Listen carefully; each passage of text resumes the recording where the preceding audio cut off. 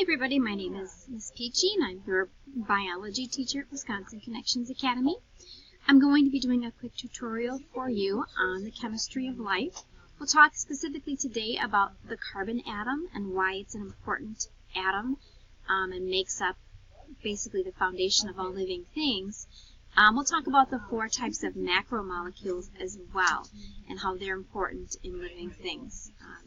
So carbon, big deal here. Carbon is a very small atom. It has only 4 valence electrons. It has 6 total electrons.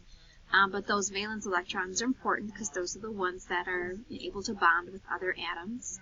It forms covalent bonds with lots of different types of atoms, and that's why it's such a versatile and useful tool to have.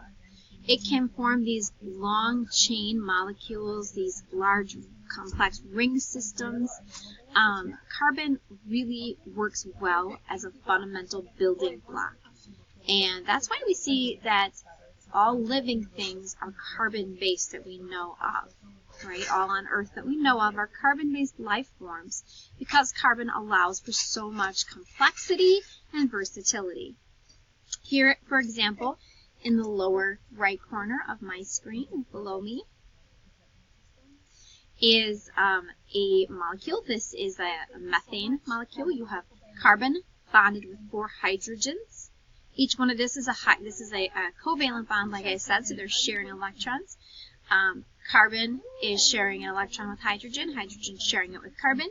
So each one of them has a full set of valence electrons, 2 for hydrogen apiece because they are filling that first shell, and carbon has to fill that second valence shell, which holds 8. So there are a total of 8 electrons that are being shared in that second shell, which makes that for a very stable molecule. So when we look at what living things are made out of, there are 4 macromolecules. And these macromolecules are called polymers. We also have another word that we use called a monomer. And so we're going to kind of see how polymers are made up of many monomers all kind of put together. And remember, with carbon here, this is a single monomer of carbon, this methane here. But carbon can form these large, long chain molecules of polymers that we'll be able to see here as well. So the 4 major macromolecules are, we have proteins, we have carbohydrates, lipids, and nucleic acids. Those would be our 4 major groups, macromolecule groups for living things. So one of our ones is protein. Now protein is made up of amino acids. Amino acids are just single monomers, and they're strung together to create these long polypeptide chains. Now when you look at an amino acid is what's going to form when the DNA is being decoded and read. It is being decoded and read to make these amino acids. And then the amino acids are put together in long chains. Those chains are twisted up and put into different configurations and shapes, and that makes proteins. And proteins is going to give rise to lots of different parts of you. Your muscles, a lot of your body tissues are all made of proteins, as well as there's lots of chemicals within your body that are made up of proteins. There are functional proteins. There are structural proteins. Proteins make up things called enzymes, and enzymes are special biological catalysts that will speed up chemical reactions within your body so that you can survive. Also, a lot of the hormones and stuff that are in your body are protein-based as well. So they send messages from one part of your body to another. They act as, in some cases, they act as doorways and guards to allow things in and out of the cell. They act as tags to be able to tag things so that we know something is not harmful within the body. So there's so many different functions of proteins. They're exceptionally important as one of the major macromolecules. As we said before, these macromolecules are polymers. So polymer means that it's made up of more than one monomer put together. And a lot of times these polymers are made through a process called dehydration. Okay, so they're made through dehydration, basically meaning that a water group is removed off of the monomers in order to create the polymer. You can kind of see this. This is actually the opposite here. This is a hydration reaction. You're taking a polypeptide and breaking it down into two, well, it is a polypeptide, but a polymer, and you're breaking it down into two monomers. But if you were to put these two together and take off the water group, it would then be able to connect to form this polymer as well.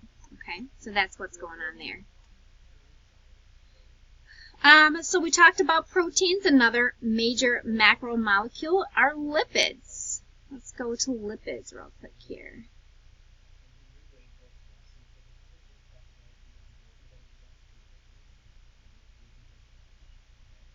Okay, so lipids are fats. We have both saturated and unsaturated fats. And it depends on, when you look at the saturation or the unsaturation, how many bonds are available, or how many hydrogens are bonded to the chain. And also whether or not you've got double or single bonding that goes on can kind of identify whether or not you have a saturated versus an unsaturated fat. So to differentiate the two of them, saturated fats are lipids that have the maximum number of hydrogen bonds. So if you're looking at them and they do not have any space to add more hydrogens, then we call that a saturated fat. Unsaturated fats have places where hydrogen bonds can be added, but they also contain some double bonding. So if you see double bonding within there, you'll know that you have a unsaturated fat. A couple of structural differences here. Saturated fats are solid at room temperature, like butter. And unsaturated fat are liquid at room temperature, such as oils. We also have something funky called trans fats, which you may have heard of before. You can make unsaturated fats into trans fats by bubbling hydrogen through them. And that's transforming the fats. And we call those trans fats. You're actually going to be adding some hydrogens by bubbling hydrogen through the fat, and we call those trans fats. And those are the most detrimental to your health. Okay? Now, why are lipids important? Why would we want to eat fats at all? Well, your body is composed in a lot of cases of fat. And we're not talking about, your insulating fat that's in your body, although that is very important for storage.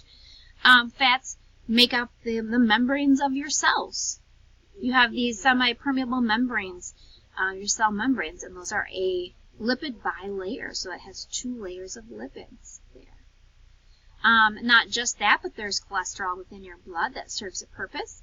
There's fat helps to build brain tissue.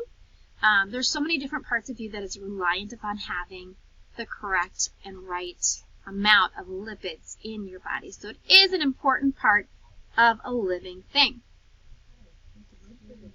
Our next macromolecule is carbohydrates. Carbohydrates are made up of sugars. So these are related to each other. Again, the monomer is the simple sugar called a monosaccharide. This would be things like glucose and fructose. Disaccharides are made up of 2 sugars put together, like sucrose and maltose. And polysaccharides are made up of multiple sugars strung together in complex chains. These are our complex carbohydrates, such as glucose, glycogen, starches. Let's look at another kind of picture here. You guys can see this. So milk contains disaccharides, lactose. You might have heard people who are lactose intolerant because they cannot break lactose down. Lactose is a disaccharide. It needs to be broken down into its components, glucose and galactose.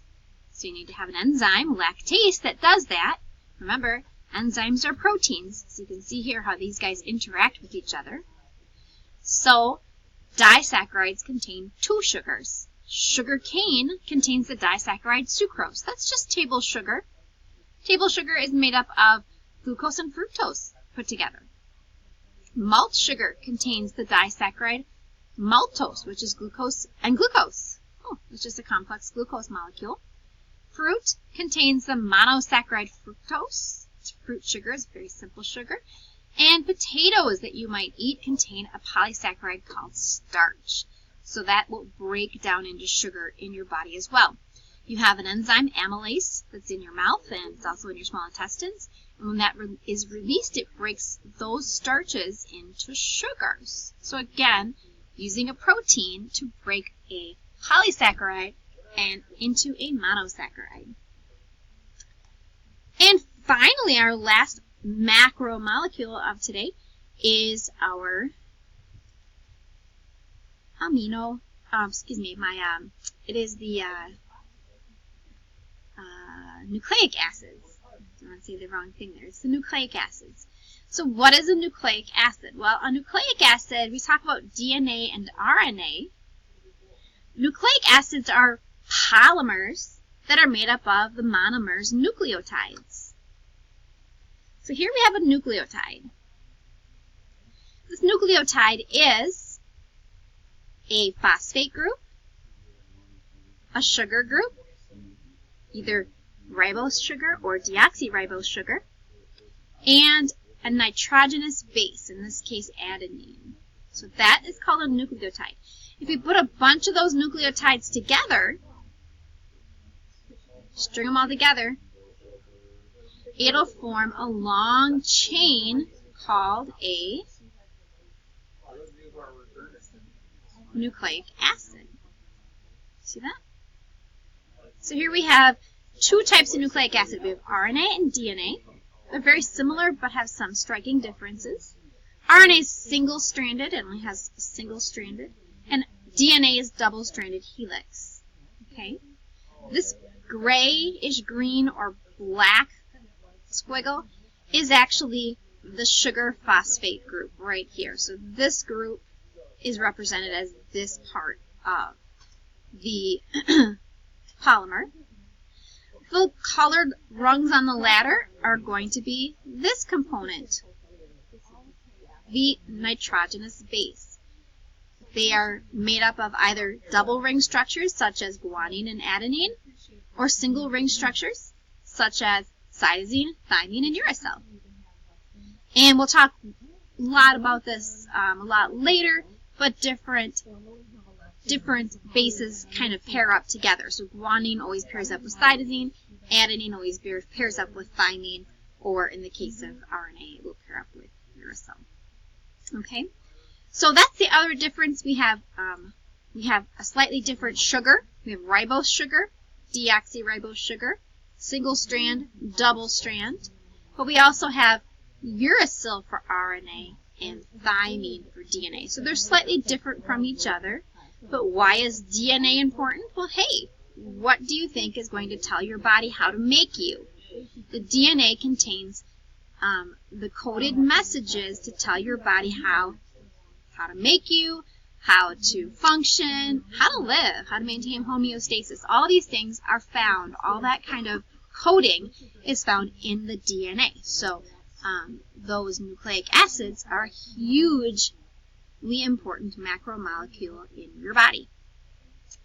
Alright, so that's the 4 major macromolecules. We have lipids, we have nucleic acids, proteins, and carbohydrates. And we'll talk more about the chemistry of living thing coming up here. We'll be doing a little bit on why water is so important. Why is water so important to us? I hope you guys have a great day. If you have any questions or concerns, feel free to give me a call at extension 2204. Thank you.